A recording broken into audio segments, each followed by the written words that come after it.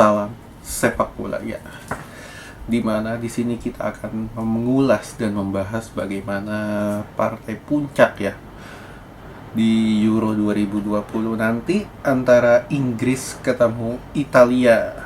Nah, selain itu juga bertajuk antara coming home atau coming home, alias apakah pemenangnya Italia yang bertajuk coming home alias sepak bolanya tiba di kota Roma, yaitu ibu kota dari Italia, atau coming home di mana Inggris ini yang mempelopori atau mentahbiskan dirinya sebagai sang empunya atau penemu peraturan-peraturan sepak bola modern, di mana kalau misalkan kita bahas dari sejarah ya, FA ini kan membentuk tahun 1800-an tuh. Nah, itulah salah satu acuan mengapa orang pada bilang coming home. Nah, di sini kita bahas dulu bagaimana perjalanan kedua tim menuju babak final ya.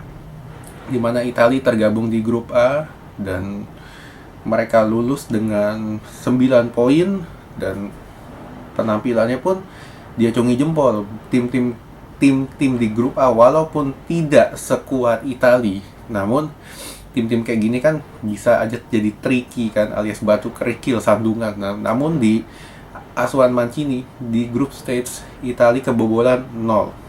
Terus berlanjut hingga babak 16 besar. Di 16 besar nggak ada halangan juga, 16 besar lolos.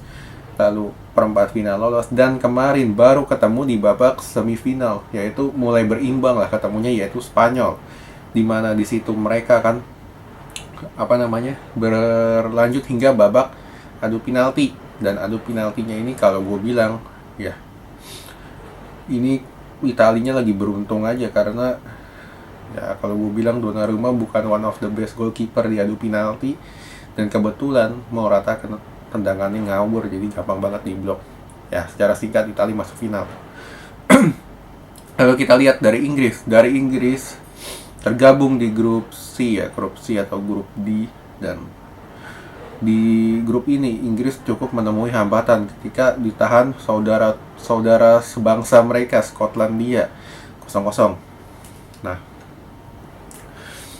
di babak grup Inggris nggak terlalu istimewa, cuman mencetak kalau nggak salah 2 gol dan mereka lolos dengan 7 poin. Nah, cuman turning point mereka ketika memasuki babak 16 besar.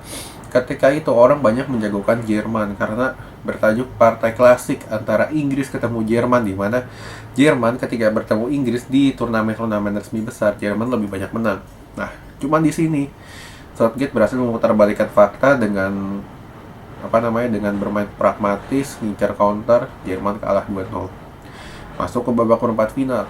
Di babak perempat final ketemu Ukraina, tim dengan sejuta kejutan dan hoki.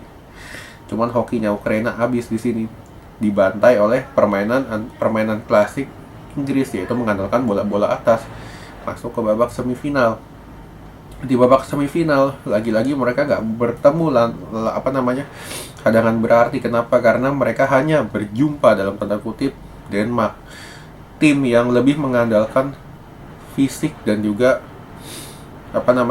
tekad ketimbang taktik. Karena dari segi taktik Denmark ini nggak ada Eriksen, ngawur mainnya. Inggris menang 2-1, cuman 2-1. Nah, sampai di situ mereka masuk final. Nah, di final ini kita kupas tuntas secara timnya. Italia akan bermain kalau secara biasa, yaitu 4-3-3. Nah, cuman di depannya ini apakah si Mancini akan mengandalkan Chiesa atau mengandalkan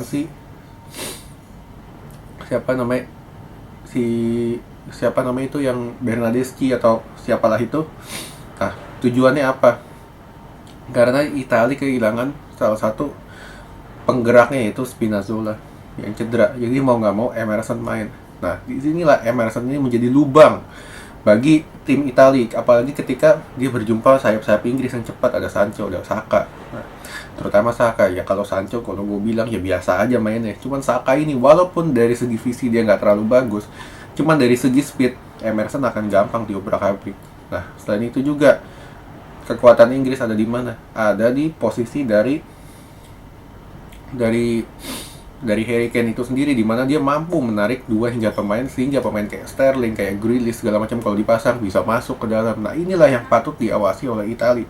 Cuman kembali lagi, apakah Italia bermain tanpa bermain under pressure, enggak juga, karena mereka sudah buktikan ketika memasuki babak semifinal, yaitu ketika tekanan mereka mulai besar mereka mampu tunjukkan itu. Dan di lini tengah, kalau gue bilang Italia ini memang nggak punya playmaker, cuman istilahnya 11 pemainnya Mancini, kecuali kiper 10 ya, mereka bisa jago pegang bola istilahnya. Jadi jarak antar lini terlalu jauh, berbanding terbalik dengan Inggris yang lebih mengandalkan umpan-umpan direct dan umpan-umpan lambung. Nah, di sini siapakah yang akan menang? Nah, kalau gue bilang di sini, apabila ketika memasuki babak perpanjangan waktu, Inggris lebih punya peluang. Cuman apabila Italia sudah lebih unggul lebih dulu di sebelum 90 menit, Italia bisa lebih punya peluang untuk menang. Nah, untuk peluangnya gimana? Ya, peluangnya 50-50. Cuman di sini gue lebih unggulkan Italia sedikit. Kenapa? Karena Italia ini lebih punya kerja sama tim yang bagus ketimbang Inggris, karena Inggris dari segi taktik dan juga segi kerja sama tim nggak begitu jalan. Karena kembali lagi, lawan-lawan yang dihadapi Inggris kecuali Jerman nggak ada yang sehebat Italia lah istilahnya. Karena Italia kan sempat jumpa Belgia juga tuh kalau nggak salah kan. Jadi istilahnya lebih berat lah, dan mental mereka sudah lebih terasa ketimbang para pemain Inggris. Oke, sekian dulu.